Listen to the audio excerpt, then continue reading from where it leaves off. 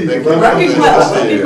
It's a pleasure to see you. It's a great pleasure for me. I'm really pleased and happy that current developments and the future possibilities right now and in the foreseeable future. And also help to strengthen our bilateral relations, which are already very good thanks to the...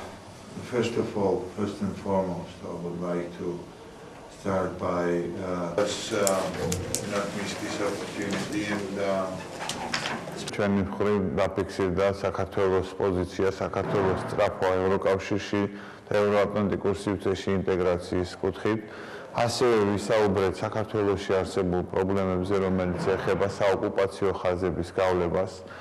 ვატიკანის საგარეო საქმეთა მინისტრის მოადგილემ ძალიან მკაფიოდ დააფიქსირა, რომ ვატიკანის პოზიცია საქართველოს ტერიტორიულ მთლიანობასთან, საქართველოს დეოკუპაციის პოლიტიკასთან და საქართველოს ტერიტორიების არაღიარებასთან დაკავშირებით არის უცვლელი ურყევი და ისინი ყოველმხრივ ხარს უჭერენ იმ საერთაშორისო ვალდებულებების შესრულებას, რომელიც აქვს ნაკისრიუსის 2008 წლის ხელშეკრულებით.